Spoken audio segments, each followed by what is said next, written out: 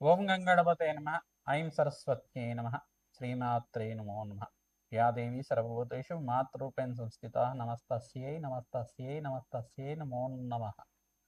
ఓం నమ శివాయ. శివాయ గురవే నమ. క్లీం కృష్ణాయ గోవిందాయ గోపీజనవల్లభాయ శ్రీకృష్ణ పరబ్రహ్మణే పరంజ్యోతిషే నమ. క్రీం క్రీం మహాకాళికాయ నమ. ఓం నమో భగవతే కాళభైరవాయ నమో నమ. శ్రీరామ జయ రామ జయ జయ రామ రామాయ నమో నమ. జయ గురు దత్తాత్రేయాయ నమ. ద్రాన్ దత్తాత్రేయాయ నమ. యూట్యూబ్ ప్రేక్షకులకందరికీ కూడా నమస్కారం అండి. నేను పాలపర్తి గురునాథ శర్మ, జ్యోతిష్యం వాస్తు సిద్ధాంతిని. మీకంతా కూడా గోచారీత్యా గ్రహాల యొక్క స్థితిగతి కలియిక వాటి ప్రభావం అంతా కూడా విశ్లేషణ చేయడం జరుగుతుంది. ప్రధానంగా చూసుకుంటే ఈరోజు చెప్పబోయే టాపిక్ ఏంటంటే ఈ యొక్క రాహుకేతు ప్రభావం వల్ల జాతకరీత్యా జన్మజాతక వశాత్తు కొంతమందికంతా కూడా రాహుకేతులు ఈ స్థానంలో ఉంటే కనుక దోషకారిగా ఉంటారు. ఏ స్థానాలు అని చెప్పేసి అంటే ప్రధానంగా చతుర్థ స్థానము, అష్టమ స్థానం అని చెప్పేసి అంటారు. జాతకరీత్యా ఎవరికైతే కనుక ఈ స్థానంలో రాహువు కానీ కేతువు కానీ సంచారం చేస్తూ ఉంటాయి లగ్నవశాత్తు, దాన్నంతా కూడా చతుర్థ స్థానంలో రాహు కానీ కేతు కానీ సంచారం చేస్తే ఏ లగ్నమైనా ఉండొచ్చు, ఏ రాశి అయినా కావచ్చు, ఎవరైనా కానీ దీనికి ఆ దోష ప్రామాణికం అనేది చెప్పడం జరుగుతుంది. ఏంటిదంటే దానికి చతుర్థ స్థానంలో అయితే కనుక మాతృమూలకమైన పితృశాపం, మాతృమూలకమైన పితృదోషం అని చెప్పేసి అని, మరి అష్టమ స్థానంలో రాహు కానీ కేతువు కానీ సంచారం చేసి ఉంటే దాన్ని స్త్రీ శాపం అని చెప్పేసి అని దాన్నంతా కూడా ప్రామాణికంగా చెప్పడం జరుగుతుంది. ప్రధానంగా చూసుకుంటే ఈ యొక్క అష్టమ స్థానంలో కేతు సంచారం చేసిన, ఈ యొక్క చతుర్థ స్థానంలో రాహు సంచారం చేసిన దాన్ని పితృదోషం కింద అంటారు. మరియు చతుర్థ స్థానం అంతా కూడా మాతృమూలకమైన స్థానం అని చెప్పడం జరుగుతుంది. అష్టమ స్థానం అంతా కూడా దీర్ఘ సుమంగళి యోగము, సౌభాగ్య స్థానము, అష్టమ స్థానం అనేది ఆయుస్థానం అని చెప్పేసి చెప్పడం జరుగుతుంది. ఆకస్మిక ధనలాభాన్ని ఇచ్చే స్థానంగా చెప్తుంది, మరియు ఆకస్మిక ధన వ్యయాన్ని ఇచ్చే స్థానంగా చెప్పడం జరుగుతుంది. కర్మ ఫలితాన్ని అనుభవించే విధంగా చేసే స్థానంగా చెప్తుంది. ఈ యొక్క స్థానాలను బట్టి ఫలితాలు అనేది మారుతూ ఉంటాయి అన్నమాట.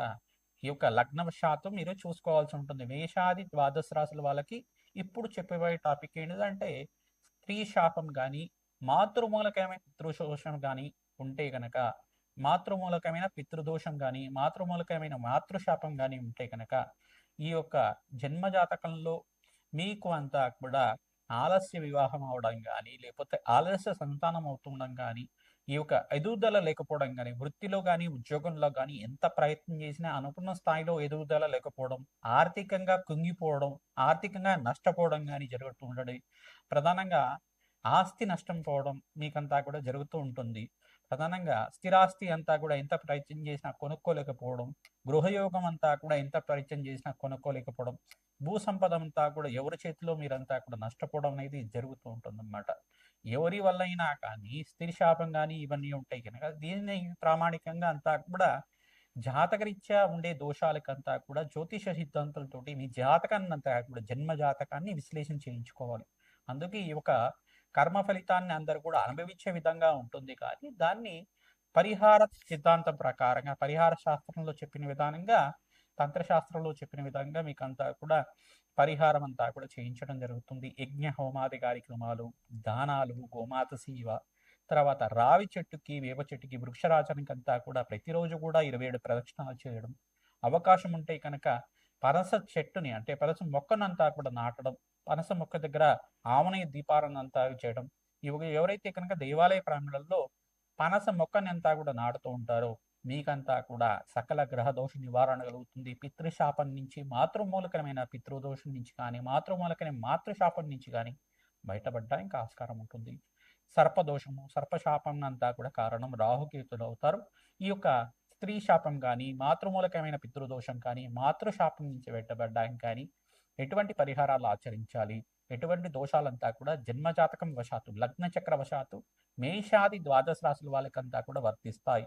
రాహుకేతు ప్రభావం వల్ల ఎటువంటి పరిహారం అంతా కూడా చేసుకుంటే అఖండమైన ఐశ్వర్య ప్రాప్తి కలుగుతుంది, వంశాభివృద్ధి కలుగుతుంది అంతా కూడా తెలుసుకోవడం జరుగుతుంది. మీనరాశి జాతకులకి లగ్న చక్రవశాత్తు చతుర్థ స్థానంలో కేతు ఉంటాయి కనుక దాని మాతృమూలకమైన పితృదోషం అంటారు, మాతృదోషం అంటారు, మాతృశాపం అంటారు. దీన్నంతా కూడా ఎవరైతే కనుక ఈ మాతృదోషంతో బాధపడేవారు స్థిరాస్తి కొనుక్కోవడానికి ఆలస్యపడుతూ ఉంటారు, గృహయోగం కోసం ప్రయత్నం చేసుకున్నా, గృహయోగం కొనుక్కోవడానికి ఎంత ప్రయత్నం చేసినా డబ్బులు ఉన్నప్పటికీ కూడా కొనుక్కోలేకపోతూ ఉంటారు. లోన్స్ అనేది రావు. హోమ్ లోన్స్ తీసుకున్నా కానీ ప్రయత్నం చేసినా రాకుండా ఉంటాయి. ఈ యొక్క ఆస్తి తగాదాలు ఉండడం కానీ, కోర్టు కేసులో ఈ యొక్క ఆస్తి అంతా కూడా ఇరుక్కుపోవడం అనేది జరుగుతూ ఉంటుంది. ఈ యొక్క అష్టమ స్థానంలో కేతు అనే సంచారం చేస్తూ ఉంటే కనుక లగ్నవశాత్తు ప్రధానంగా అంగారకుడు కేతు కానీ, రాహువు కానీ, అంగారకుడు రాహువు కానీ కలుగుతూ ఉంటే దాని మాంగళ్య దోషం అంటారు. రాహువు కానీ కేతువు కానీ అష్టమ స్థానంలో ఉంటే గనక దాని స్త్రీ శాపం అంటారు. మాంగళ్య దోషానికి కారణమవుతుంది. దీర్ఘ సుమంగళి యోగం కోసం మీరు ప్రతినిత్యం కూడా ఈ యొక్క సువాసిని అర్చన విధానం ఆచరించాలి. సకల సౌభాగ్యాల కోసం దత్తాత్రేయ చరిత్రనంతా కూడా పారాయణ చేయాలి. ఈ యొక్క సుబ్రహ్మణ్య స్వామి కళ్యాణం ఆచరించాలి. కాలభైరవ స్వామి దేవాలయంలో కూష్మాండ దీపాన్ని వెలిగిస్తూ ఉండడం వల్ల సకల సౌభాగ్యాలు లభించడానికి ఆస్కారం ఉంటుంది. అష్టైష్ ప్రాప్తి కలుగుతుంది.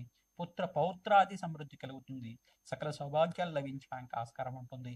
వివాహాది శుభకార్యాల కోసం మీరంతా కూడా తరచుగా ఈ యొక్క శనగల వాయనం అంతా కూడా ముత్తైదులకు చేసుకోవడం వల్ల మంచి ఫలితాలు పొందడానికి ఆస్కారం ఉంటుంది. గురు పుష్యమి యోగం అని చెప్పేసి ఉంటుంది. గురు పుష్య యోగం అని చెప్పేసి అంటారు.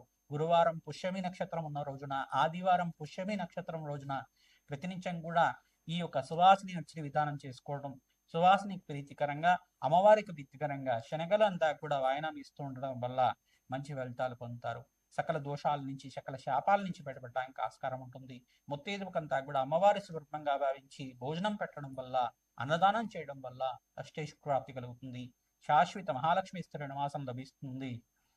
రాజశ్యామల యజ్ఞాధికరతలు, బగలాముఖి శాంతి హోమాది కార్యక్రమాలు, మరియు ఇక్కడ చూసుకుంటే అమ్మవారికి ప్రీతికరంగా వారాహి దేవి ఆరాధన చేయడం వల్ల కూడా సకల దోషాల నుంచి బయటపడడానికి ఆస్కారం ఉంటుంది. ప్రత్యంగరాదేవి శాంతి హోమాది కార్యక్రమాలు చేసుకోవడం వల్ల శత్రుబాధలు, ఈ యొక్క మాంగళ్య దోషం కానీ, స్త్రీ శాపం నుంచి కానీ బయటపడడానికి ఆస్కారం ఉంటుంది. బ్రాహ్మణోత్తరికి అష్టమి నవమి తిథుల్లో ప్రతినిత్యం కూడా ఈ యొక్క కాలభైరవ స్వామి దేవాలయంలో మీరు కూష్మాండ దానాన్ని కాలభైరవ స్వామి దేవాలయంలో దానం చేయడం వల్ల మంచి ఫలితాలు పొందుతారు. గోమాత సేవ విశేషంగా చేస్తూ ఉండాలి. శనగలు, ఉలవలు మరియు బొబ్బర్లు మరియు మినువులంతా కూడా నానబెట్టినవి గోమాతకి తరచుగా నివేదన చేస్తూ ఉండడం వల్ల మంచి ఫలితాలు పొందుతారు. శ్రీమాత్రే నమః.